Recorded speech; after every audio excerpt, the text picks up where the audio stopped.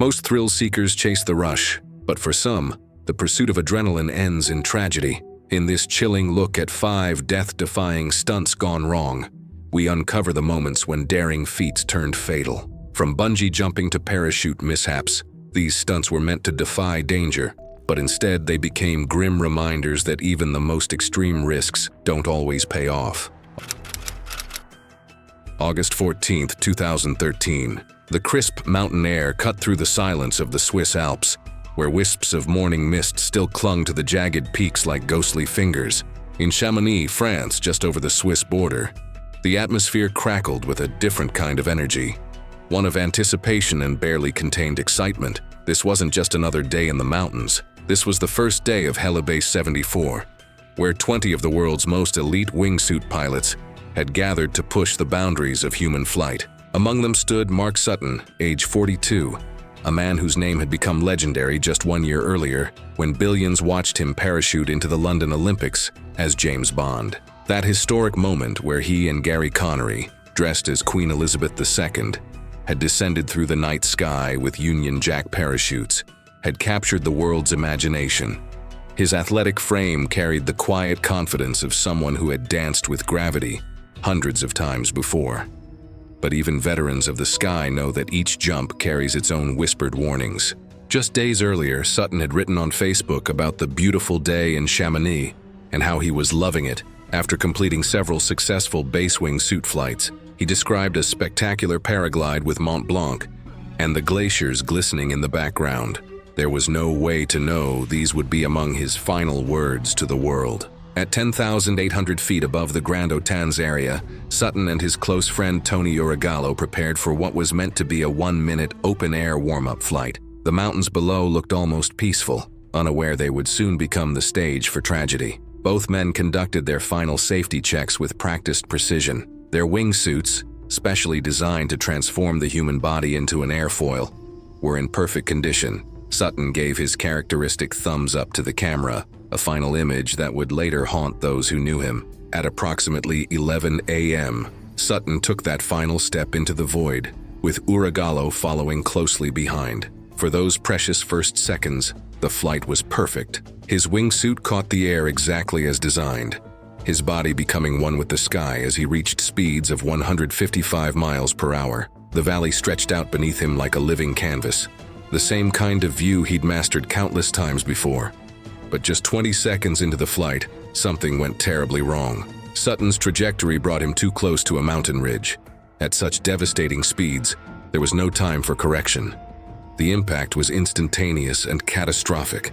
Urigallo, still airborne, could only watch as his friend veered away and disappeared from view. The cameras captured these final moments, though mercifully not the impact itself. When rescue services arrived minutes later aboard an air glacier helicopter, the scene was so severe that DNA testing would later be required for formal identification. The news sent shockwaves through the extreme sports community. Danny Boyle, who had directed Sutton in that memorable Olympic ceremony, spoke of him as gentle and thoughtful, adding that among all the contributions to the Olympic show, none were finer and braver than Mark Sutton's. His girlfriend Victoria was left with only memories, including one poignant image from the Olympic night, where she had proudly called him, "My very handsome 007. Mark Sutton died as he lived, pushing the boundaries of human flight, seeking that perfect moment where earth and sky meet.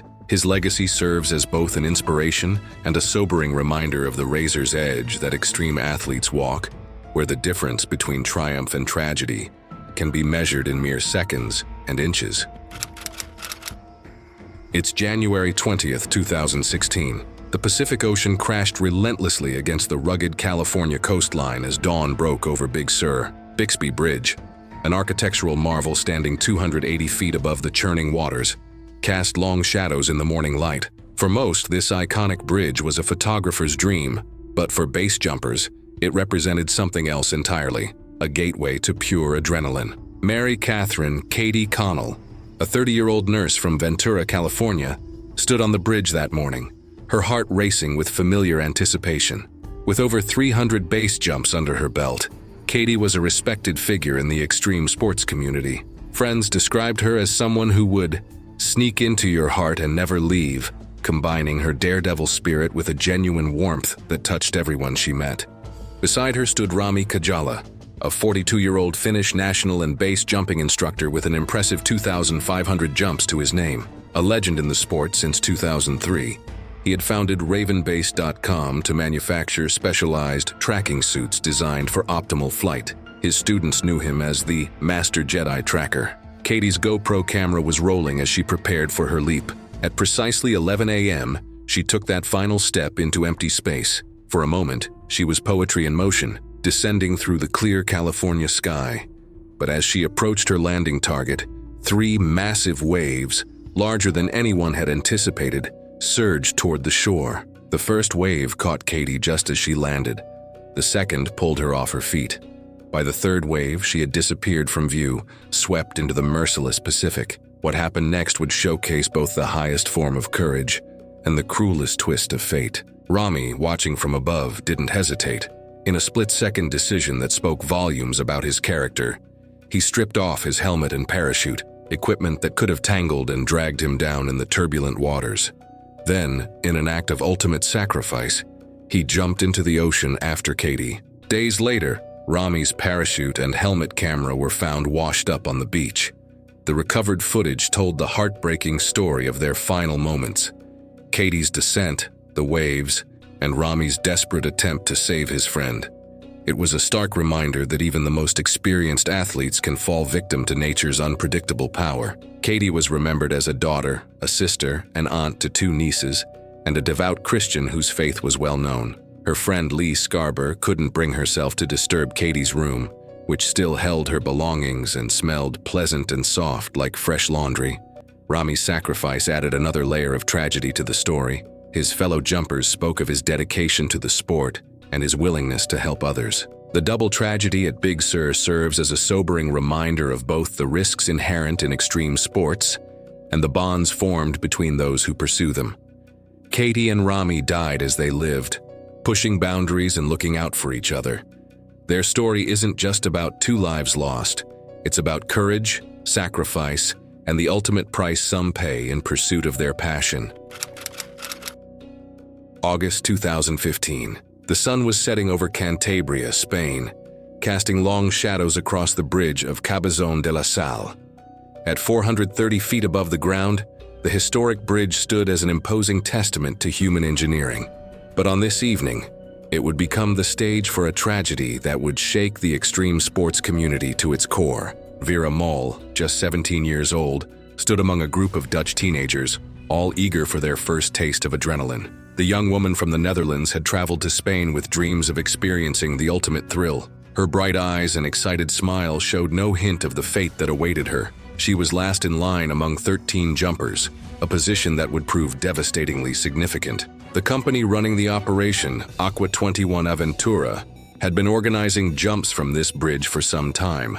But what none of the teenagers knew was that this location wasn't even legally sanctioned for bungee jumping under Spanish regulations. It was just one of many crucial details that would later haunt this story. As darkness approached, the clock showing 8:30 p.m., Vera stepped onto the platform. The harness was already attached to her ankles, a standard procedure for bungee jumping. But there was one critical difference. The cord hadn't yet been secured to the bridge itself. In the fading light, this fatal oversight went unnoticed. The instructor, whose name would later be withheld from public records, stood beside her. His experience in the sport was considerable, but there was one significant weakness in his expertise: his command of English. The courts would later describe it as macaronico, meaning very bad. What happened next would become the subject of intense legal scrutiny. The instructor, intending to prevent Vera from jumping before the final safety checks were complete, called out what he thought was a clear command: no jump.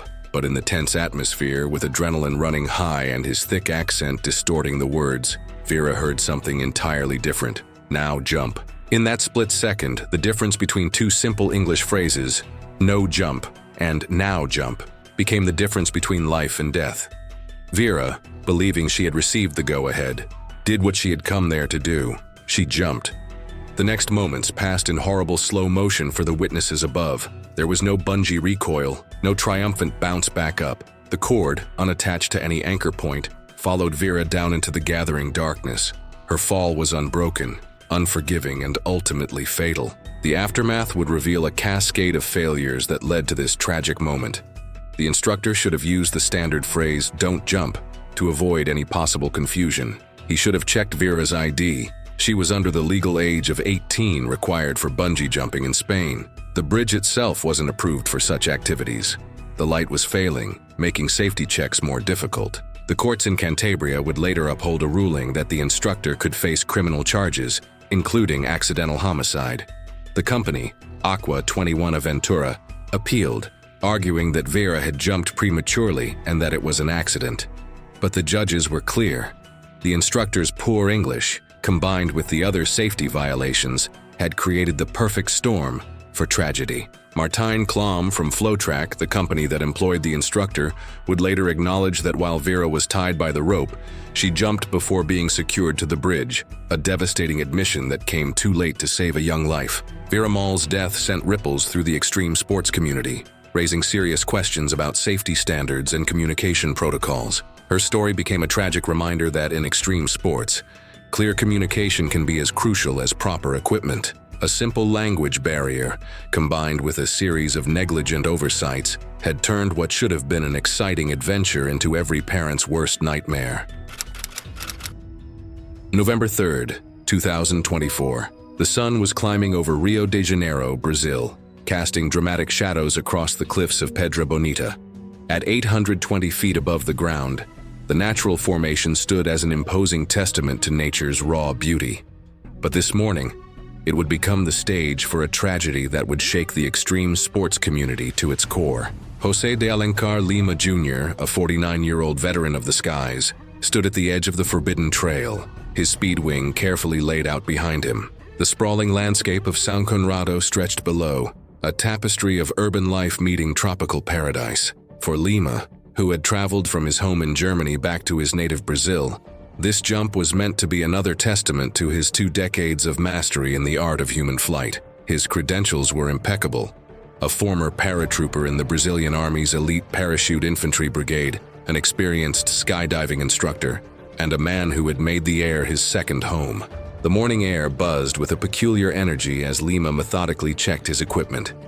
Each strap, each line of his speed wing underwent his experienced scrutiny.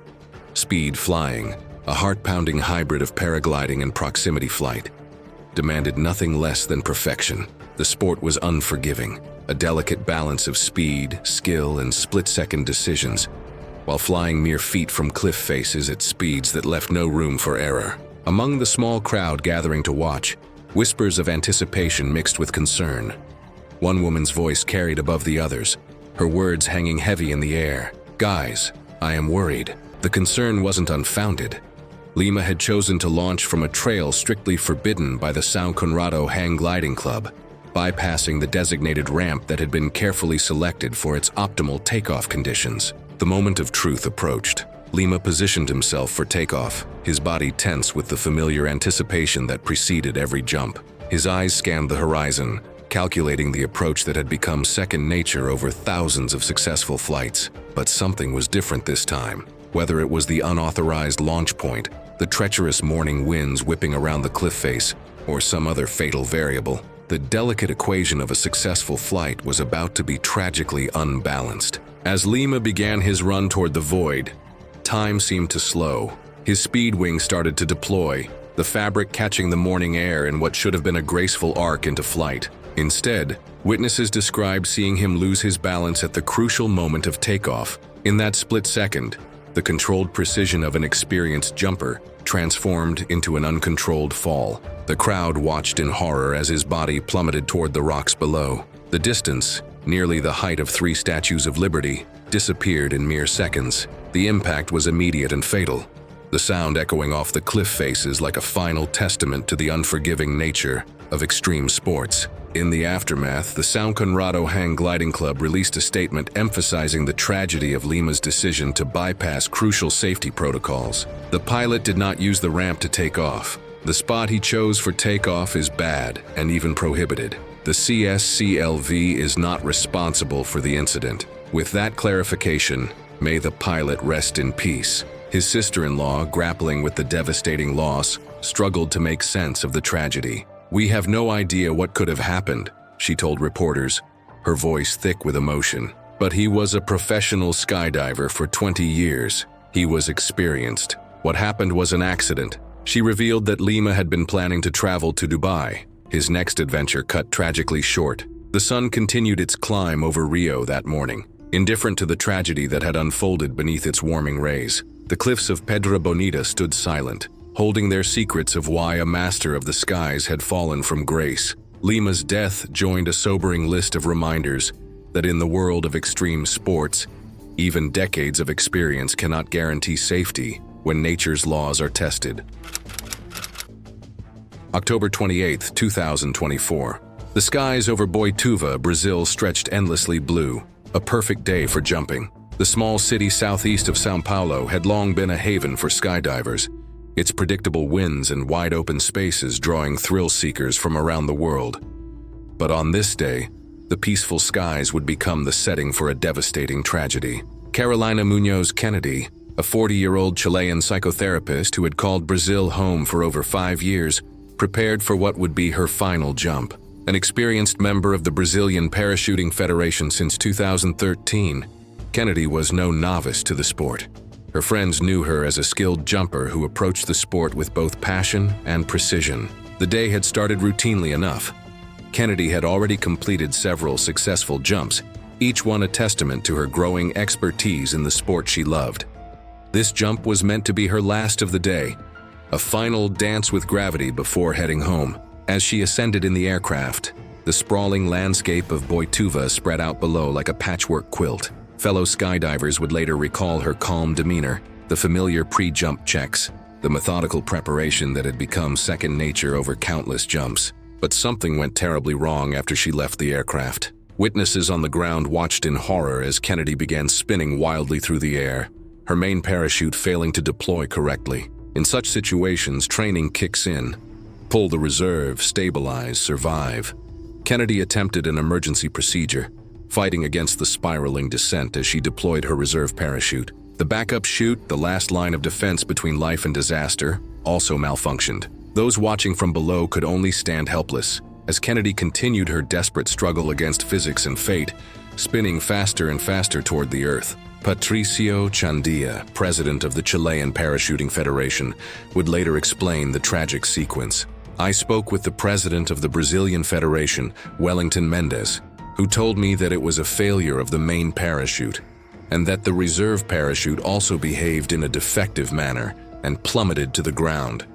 It has been 10 years since they had an accident of this nature." Kennedy crashed onto a street in Boituva, the impact devastating but not immediately fatal.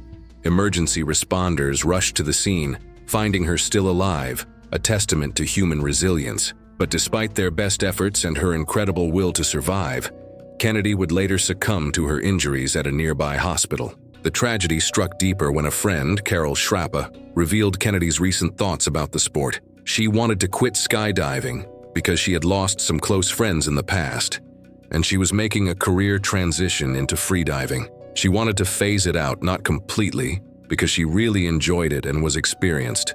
She knew the risks, she was very eager, but unfortunately there was no time. Police launched an immediate investigation, seizing Kennedy's high-performance skydiving gear for forensic analysis. The Brazilian Skydiving Confederation, deeply shaken by the loss of one of their own, promised a thorough investigation into the cause of the double parachute failure, a rare and catastrophic occurrence that hadn't been seen in the region for a decade. The skies over Boituva remained blue that day, indifferent to the tragedy that had unfolded beneath them. Kennedy's death served as a stark reminder that in the world of extreme sports, even experience, proper equipment, and perfect conditions cannot guarantee safety when equipment fails and fate intervenes. Thanks for watching as we explored these tragic stunts. But our next video is even more chilling. 5 YouTubers who died while filming, capturing their final moments on camera. Click to uncover their fates.